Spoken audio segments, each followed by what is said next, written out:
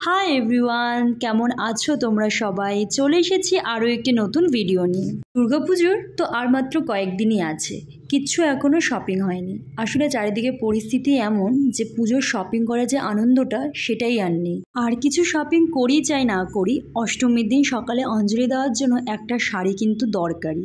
এমনিতেই আর বেশি দিন নেই, আরও যদি পরে যাই তারপর সেই শাড়ির আর ব্লাউজ পিসটা দিয়ে ব্লাউজ আর টেইলার আমাকে বানিয়ে দেবে না। তাই মাকে বললাম চলো শাড়িটা তাহলে কিনেই নিয়ে আসি। চলে গেলাম আলিপুরদুয়ারে ভারত স্টোর এই দোকানটাতে। তোমরা যারা আমার ভিডিও দেখো তারা হয়তো জানো আমি শাড়ি বেশিরভাগ সময় এই দোকান থেকেই কিনি। তাই প্রথমে গিয়েই দেখছি শাড়ির তো এত টাল হয়ে আছে। সেখান থেকে কিছু সিল্কের এই শাড়িগুলো দেখছিলাম, বাট আমার অঞ্জলি দেওয়ার জন্য অষ্টমীর সকালে পরার মতন একটা শাড়ি দরকার ছিল।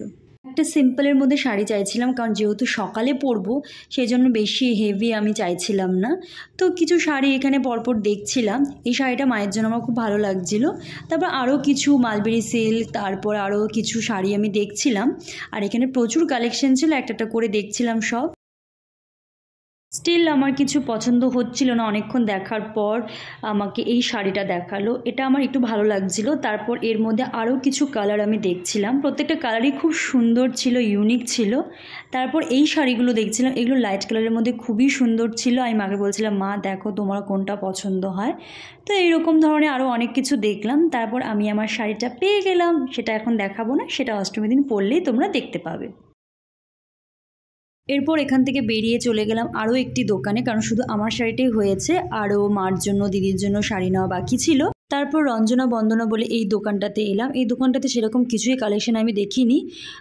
এই শাড়িটা আমার একটু ভালো লেগেছিল, এটা অনেকটা অর্গানজার মধ্যে ছিল, এর মধ্যে অনেকগুলো কালারও ছিল। তারপর কিছু মসলিনও দেখছিলাম, এগুলো একটু অন্যরকম ডিজাইনের মধ্যে ছিল।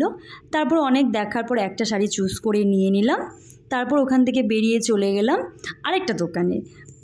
মেয়েরা কিছু কিনতে গেলে সেটা 10 দোকান ঘুরে দেখবে না তা কখনো হয়।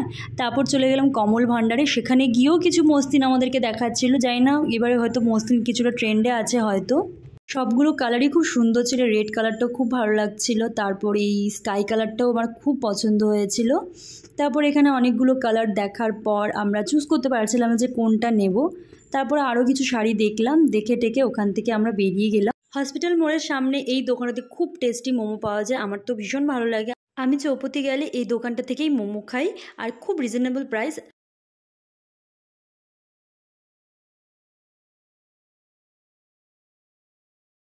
মোমো খেয়ে আমি চলে গিয়েছিলাম একটা জুয়েলারি শপে। আমার কিছু জুয়েলারি নেওয়ার ছিল, বাট আমার কিছু পছন্দ হয়নি বলে চলে এসেছি।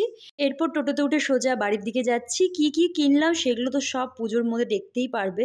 আমি get ready with me share করবো তোমাদের সাথে। আর এই ভিডিওটা ভালো লাগে লাইক করে দিও। টাটা।